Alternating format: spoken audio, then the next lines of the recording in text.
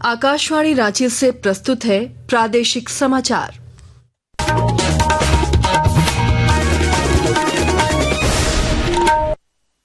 नमस्कार, प्रादेशिक समाचारों के साथ मैं आसिया नाजली। पहले मुख्य समाचार। जीएसटी सुधारों से झारखंड के इस्पात, लोहा और इंजीनियरिंग उद्योगों को मिलेगा बढ़ावा। पर्यटन स्थलों पर स्थानीय उद्यमों और सामुदायिक आजीविका की राह हुई आसान। घाटशिला उपचुनाव को लेकर झारखंड में सियासी हलचल तेज। भाजपा ने विकास के मुद्दे पर राज्य सरकार पर साधा निशाना। झामुमो ने सीट बंटवारे पर राजद को दिया अल्टीमेटम। रांची के कर्मचारी राज्य बीमा निगम अस्पताल में अब गैर बीमा वालों का भी होगा इलाज। सस्ती दर पर लोगों को मिलेगी स्वास्थ्य सुविधाएं। हर घर स्वदेशी अपनाने को लेकर रांची में हुई मैराथन दौड़। राज्यपाल संतोष कुमार गंगवार ने हरी झंडी दिखाकर किया रवाना। और 40वें राष्ट्रीय जूनियर एथलेटिक्स में अब तक झारखंड के खिलाड़ियों ने जीते 2 स्वर्ण, 2 रजत और 1 कांस्य। रांची के पार्थ ने बालक अंडर 20 लंबी कूद में बनाया नया रिकॉर्ड।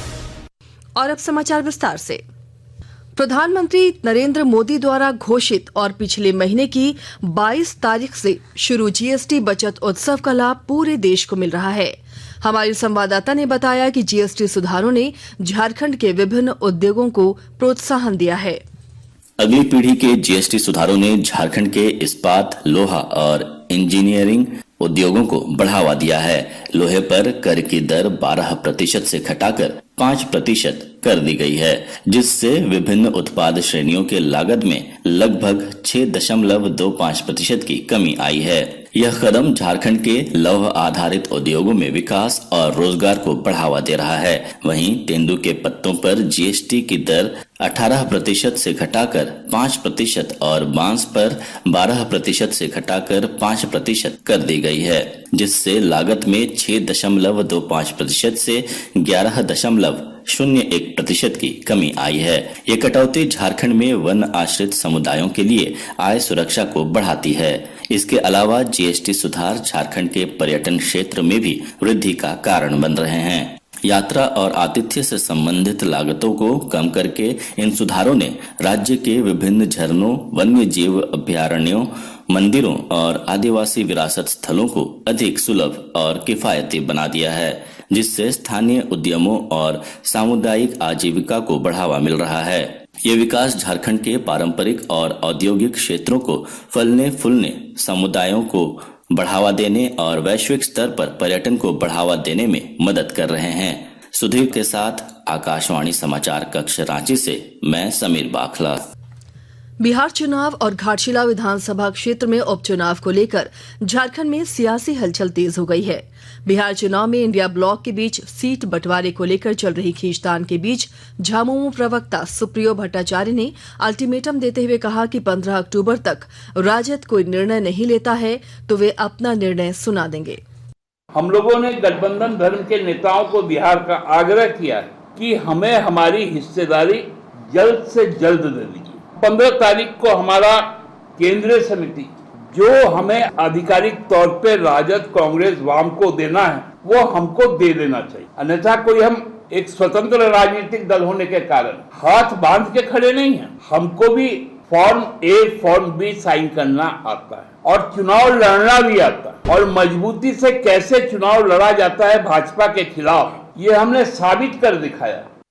घाटशिला उपचुनाव को लेकर झारखंड के पूर्व नेता प्रतिपक्ष और भाजपा नेता अमर कुमार बावरी ने विकास के मुद्दे पर राज्य सरकार पर निशाना साधते हुए कहा कि इस बार यहां की जनता बदलाव चाहती है।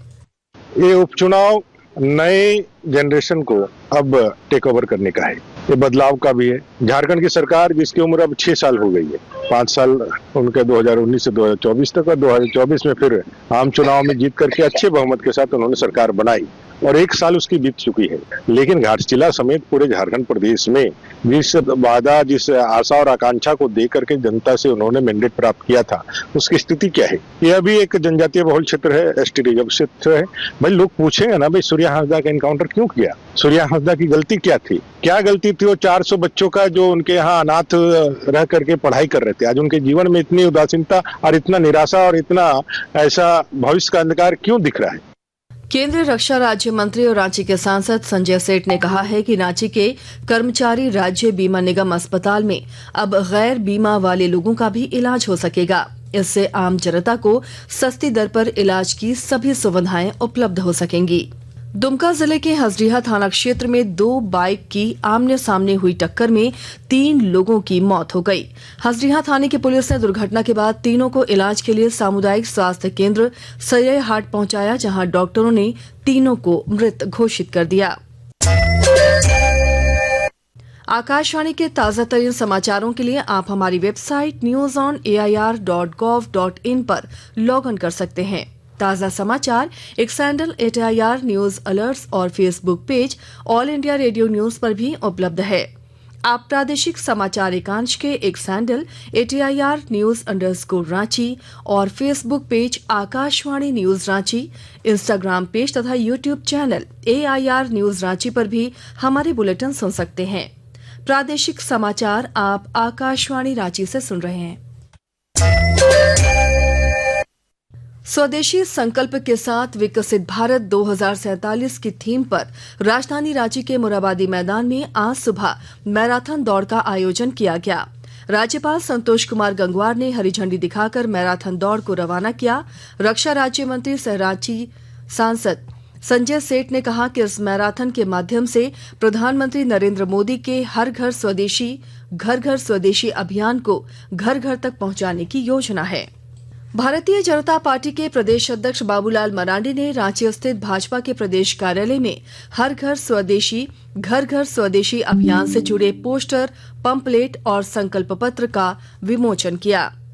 इंटरनेशनल गर्ल्स चाइल्ड डे के मौके पर गिरिडीह में बेटी पढ़ाओ बेटी बचाओ को लेकर जागरूकता अभियान चलाया गया। गिरिडीह झंडा मैदान से देर शाम जागरूकता अभियान के तहत पैदल मार्च निकाला गया।